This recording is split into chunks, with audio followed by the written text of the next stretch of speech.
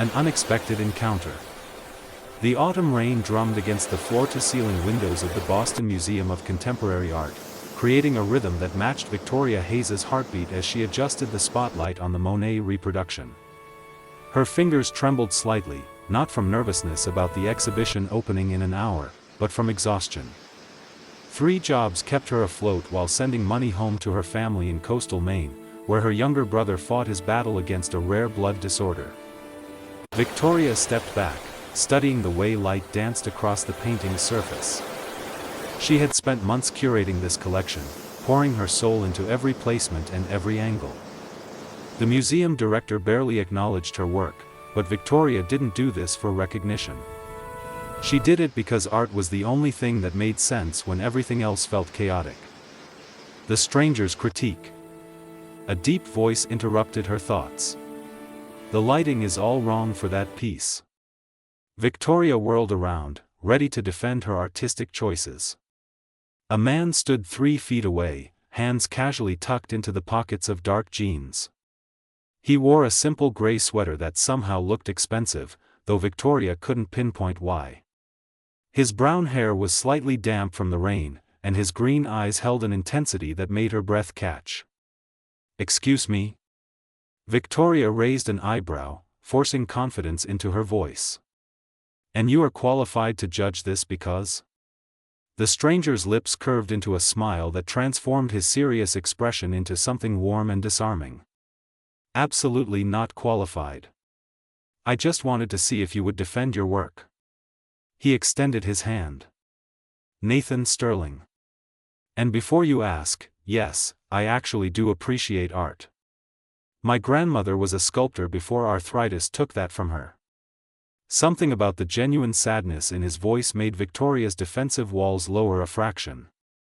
She shook his hand, noticing the warmth of his grip and the slight calluses that suggested he worked with his hands.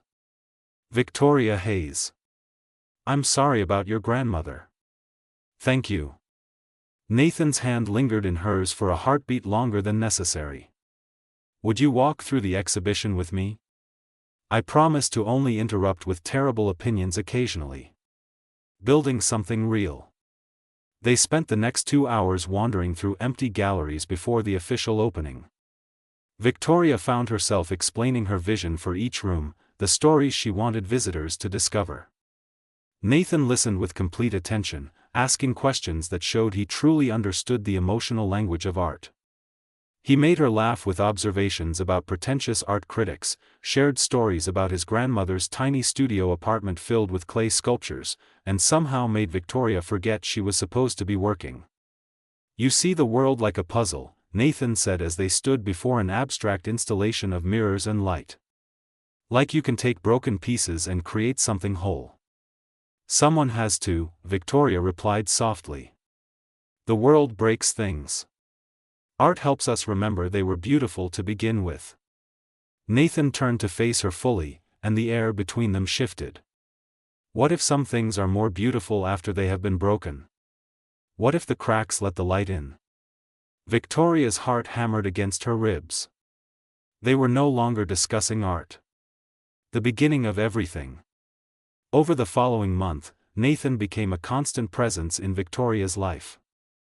Morning coffee at the small cafe near her apartment, where he arrived before dawn to match her schedule. Afternoon walks through Boston Common, feeding squirrels and debating whether Renaissance art or modern installations held more truth. Evening phone calls that stretched past midnight, where they shared secrets in the darkness. Nathan never mentioned his work beyond saying he did something with computers. He wore the same rotation of simple clothes, took public transportation, and seemed genuinely happy splitting the bill at inexpensive restaurants. Victoria appreciated his humility, so different from the wealthy museum patrons who treated her like furniture. "Tell me something you have never told anyone," Victoria asked one night as they sat on her apartment's fire escape, sharing takeout Chinese food under the stars. Nathan was quiet for a long moment, his chopsticks pausing halfway to his mouth. "I'm terrified of becoming invisible," he finally admitted. "Of being valued only for what I can provide, never for who I actually am underneath everything else." Victoria set down her food and took his hand. You could never be invisible. Not to me. He squeezed her fingers, his eyes reflecting the streetlight below. What if I told you I have been keeping something from you? Something big. Her heart skipped. Like what? Nathan seemed to wrestle with himself before shaking his head. Never mind. It can wait. Right now, I just want to be here with you, exactly like this. The first kiss. Their first kiss happened during a thunderstorm because fate had a sense of drama. They had been caught running from the museum to the subway station, laughing as rain soaked through their clothes. Nathan pulled Victoria under a coffee shop awning, both of them breathing hard, water dripping from their hair. The laughter faded as their eyes met. The storm raged around them, but Victoria only felt the warmth radiating from Nathan's body, the way his gaze dropped to her lips. Victoria, he breathed her name like a question. She answered by closing the distance between them, rising on her toes to press her lips to his. The kiss started gentle, almost tentative, then deepened into something that made her forget the cold rain and the strangers rushing past. His hands cupped her face like she was something precious and breakable. I'm falling in love with you, Nathan whispered against her mouth. This is crazy and fast, but I cannot stop it. Then don't, Victoria replied, her heart racing. Fall with me. The invitation. 6 weeks into their relationship, Nathan invited Victoria to his apartment for the first time. She expected something modest, maybe a decent place in a safe neighborhood. She was not prepared for the penthouse overlooking Boston Harbor, the original artwork she recognized from auction catalogs, the grand piano positioned near windows that offered a view of the entire city skyline. Victoria stood frozen in the entrance, her cheap canvas bag suddenly feeling like a weight on her shoulder. Nathan, what exactly do you do with computers? He stood by the windows, tension visible in his shoulders. I should have told you from the beginning. I wanted to every single day, but you looked at me like I was just a man, and I needed that so desperately. Needed what? Her voice came out smaller than she intended. To be seen as Nathan. Not as my bank account or my company or my family name. He turned to face her, vulnerability written across his features. I'm the CEO of Sterling Technologies. My family owns one of the largest software corporations in North America. The room tilted slightly. Victoria gripped the back of a leather chair that probably cost more than her car. You lied to me. I didn't lie. I just didn't tell you everything. For 6 weeks. Her voice rose, anger replacing shock. 6 weeks of letting me pay for dinners I could barely afford. Talking about my tiny apartment and my student loans while you lived here like royalty. I offered to pay, Nathan protested, stepping toward her. You insisted we split everything. I love that independence about you. Because I thought we were equals. Tears burned behind her eyes, but she refused to let them fall. God, you must have laughed at me. Poor little curator playing house with a billionaire. The confrontation. That is not fair, Nathan's voice cracked with desperation. Victoria, please listen to me. Everything between us has been real. The only thing I hid was the money. The only thing? Victoria laughed bitterly, tears now streaming down her face. That is not a small detail, Nathan. Money changes everything. It changes how people see each other, how they interact, what they expect. You took away my choice to know the truth. She grabbed her bag and moved toward the door. Nathan blocked her path, his hands raised in a placating gesture. Wait. Just give me 5 minutes to explain. Explain what? That I was some kind of experiment? Your chance to see how the other half lives? The words tasted like poison, but Victoria could not stop them. Did you enjoy slumming it with regular people? You know that is not what this is. Nathan's eyes were red-rimmed, his usual composure shattered. I love you, Victoria. I have loved you since that first night in the gallery when you defended your lighting choices like you were protecting something sacred. The words should have healed something. Instead, they felt like salt in a wound. How can I believe anything you say now? Victoria pushed past him and Nathan let her go, understanding that physically stopping her would only cause more damage. As the elevator doors closed between them, she saw him standing in his expensive penthouse, looking more broken than she felt. The photograph. For 3 days, Victoria ignored Nathan's calls and texts. She threw herself into work at the museum, stayed late organizing storage rooms that did not need organizing, anything to avoid thinking about the hollow ache in her chest. Her roommate had stopped asking questions after the second night of finding Victoria crying in the shower. On the 4th day, a message arrived from an unknown number. Victoria almost deleted it without looking, assuming it was Nathan trying a new approach. But something made her open it. The photograph loaded slowly, and when it fully appeared, Victoria felt her heart stop. Nathan stood outside an upscale restaurant she recognized from magazines. His arm was around a stunning woman in an emerald dress, her blonde hair perfectly styled, her hand resting possessively on his chest. They were both laughing, their heads close together in unmistakable intimacy. The timestamp showed it was from 2 nights ago, after Victoria had walked out. The message that followed was brief. Thought you should know the truth. He has been seeing Cassandra Vale the whole time. You were just his charity project. Victoria's hands shook so badly she dropped her phone. Cassandra Vale. The name was familiar from business articles. Nathan's business partner and childhood friend.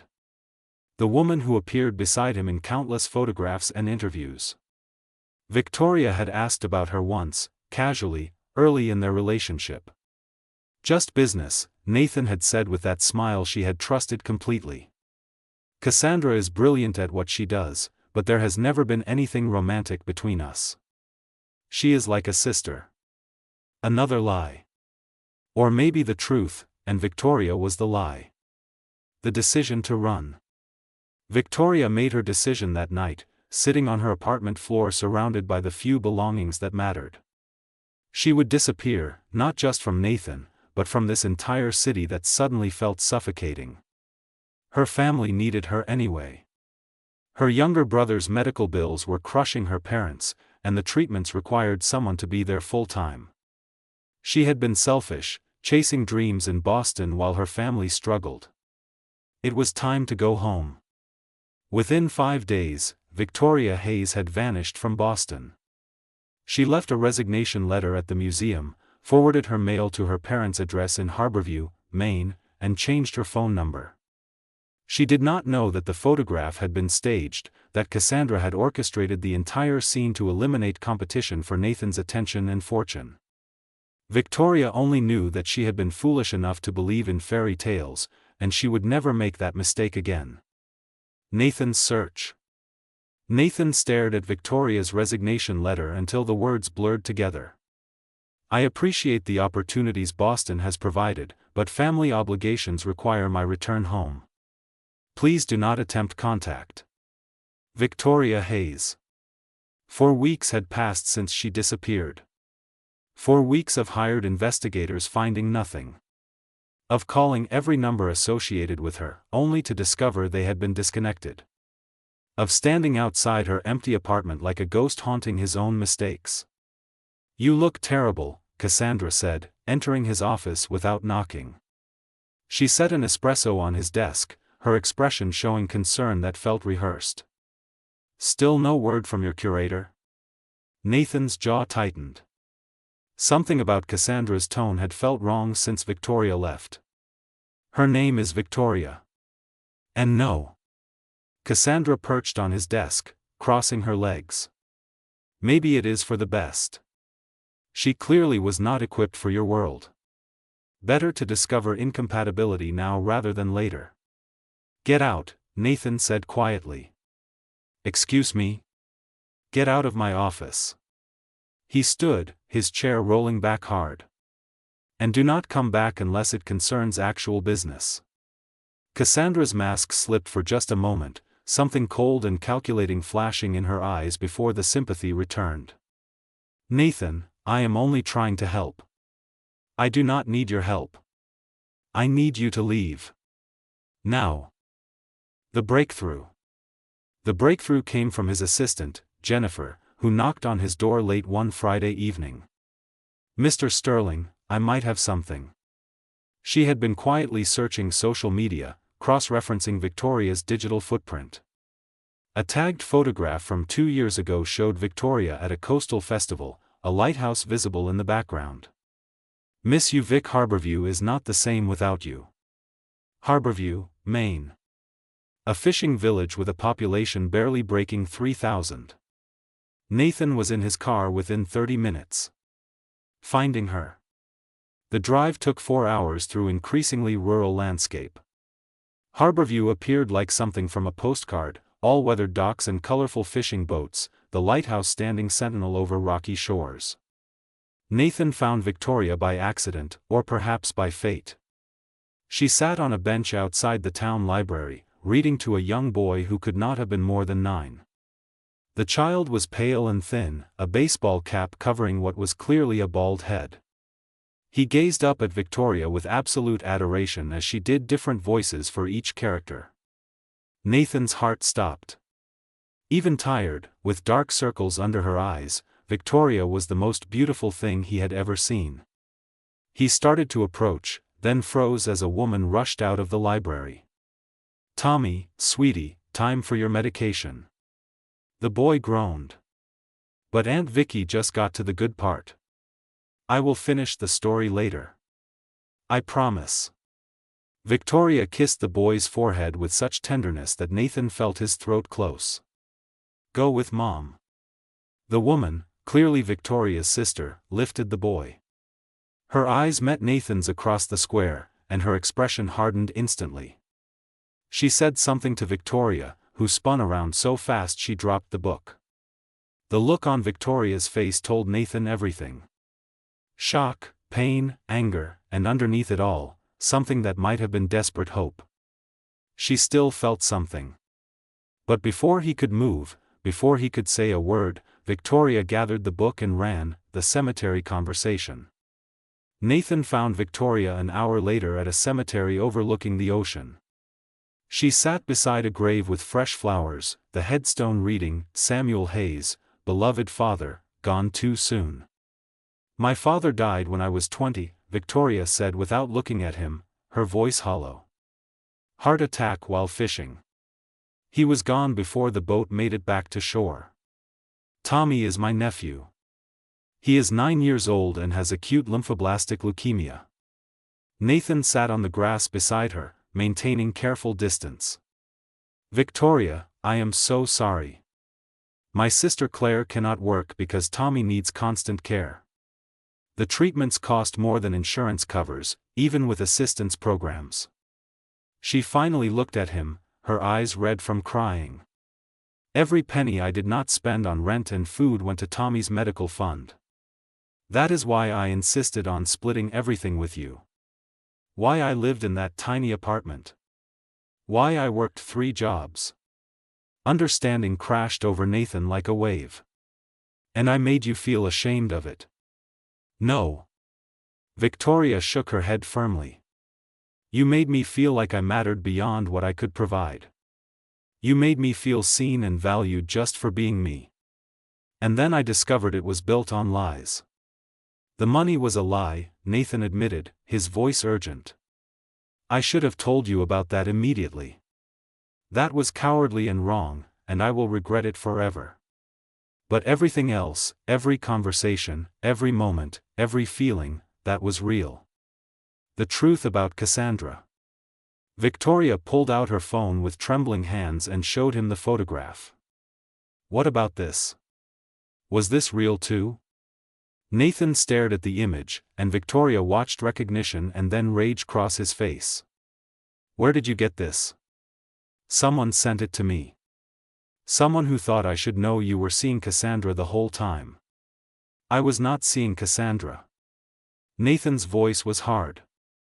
She has been my business partner since we founded the company together 12 years ago. There has never been anything romantic between us, despite what she might want people to believe. Then explain the photograph. Nathan stood, pacing between gravestones. 2 nights after you left, Cassandra insisted we meet at that restaurant to discuss a merger proposal. I was not in the mood, but she said it was urgent. When I arrived, photographers were already there. She staged the whole thing, right down to that pose. He ran his hands through his hair. I have been trying to figure out how to prove it to you. Victoria wanted to believe him. God, how she wanted to believe him. Why would she do that? Because she wants what she has always wanted. The company, the lifestyle, and me as the convenient husband who comes with it all. Nathan crouched in front of Victoria, his eyes pleading. I have been blind to it for years, but after you left, I started seeing things clearly. Small manipulations, ways she positioned herself, comments designed to undermine other relationships. Tommy's crisis. Victoria's phone buzzed, and she glanced at the screen. Her face went pale. I have to go. What is wrong? Tommy. He is at the hospital. Claire says his fever spiked and they are running tests. Victoria stood, swaying slightly. Nathan caught her arm. I am driving you. Nathan, I cannot. This is not about us right now. This is about getting you to your family safely. Please. They made it to the small county hospital in 10 minutes. Claire met them in the waiting room, her face streaked with tears. They think the infection has spread to his bloodstream. They are starting emergency antibiotics, but the doctor said if this does not work, they need to transfer him to Boston for more aggressive treatment that insurance will not fully cover. Victoria wrapped her sister in a hug. How much? At least $50,000 up front, plus ongoing costs.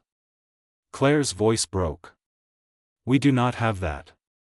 Even selling the house would not be enough. You will have it, Nathan said quietly. Both women turned to stare at him. Victoria shook her head. Nathan, no. We cannot accept. I am not offering charity, Nathan interrupted gently. I am offering help to the family of the woman I love. Please let me do this. Let me do something that actually matters with the money that has caused so much pain between us. The hospital vigil. They spent the next 12 hours in the hospital waiting room. Nathan made phone calls, arranging for Boston specialists to consult remotely, ensuring the hospital had whatever resources they needed. Claire watched him with suspicious gratitude, clearly torn between accepting help for her son and protecting her sister from more heartbreak. Victoria sat in silence, processing everything. The lies, the truth, the photograph, the reality that Nathan was trying to save her nephew without expecting anything in return. At 3 a.m, Tommy's fever broke. The antibiotics were working, though he would need weeks of treatment and monitoring. The doctor recommended the Boston transfer anyway, just to be safe, and Nathan had already arranged for a private medical transport and a suite at the best children's hospital in the city. Why are you doing this? Victoria asked when they finally stepped outside for fresh air. Dawn was breaking over the ocean, painting the sky in shades of pink and gold. Nathan leaned against the railing overlooking the harbor. Because I love you. Because I spent 6 weeks being happy for the first time in a decade, and then I destroyed it with my cowardice. Because I want to be the man you thought I was, the one who sees beyond money and status to what actually matters. I do not know if I can trust you again. I know. Nathan turned to face her. I am not asking you to. I am asking for the chance to earn it back, however long that takes. If you want me to leave after Tommy is stable, I will. If you never want to see me again, I will respect that. But please let me help your family. Not as an apology, not to buy your forgiveness, but because it is the right thing to do. The choice. Victoria studied his face in the early morning light. She saw exhaustion there, and pain, but also something pure and honest that she recognized from those first weeks together. The man who had sat with her in galleries and fed squirrels in the park, who had listened to her dreams like they mattered. "I need time," she said finally. "Time to process everything. Time to make sure Tommy recovers. Time to figure out what I actually want." "Take all the time you need," Nathan replied. "I will be here. For however long you need me to wait." 6 months later. Tommy's cancer went into remission after 4 months of treatment. The Boston specialists caught complications that the local hospital would have missed, complications that might have been fatal without intervention. Claire and her husband sold their house in Harborview and moved to Boston to be closer to the treatment center, into an apartment Nathan owned that he insisted they use rent-free until Tommy was stable. Victoria took a position as senior curator at a prestigious Boston gallery, one she earned through her own merit and reputation. Nathan had nothing to do with the hiring process, though he did frame several of her exhibition programs for his office. They met for coffee every Sunday morning at the same cheap cafe where their relationship had begun. They talked about art and life and healing. They rebuilt trust one conversation at a time, no secrets, no games, just two people learning how to be honest with each other. On a spring evening, as cherry blossoms fell like snow through Boston Common, Nathan took Victoria's hand. "I have something to show you." He led her to the museum where they had first met. The gallery was closed, but Nathan had arranged private access. Inside, he had funded an entire wing dedicated to emerging artists who could not otherwise afford exhibition space. "The Victoria Hayes Fellowship for Underrepresented Curators," she read from the plaque near the entrance. Tears filled her eyes.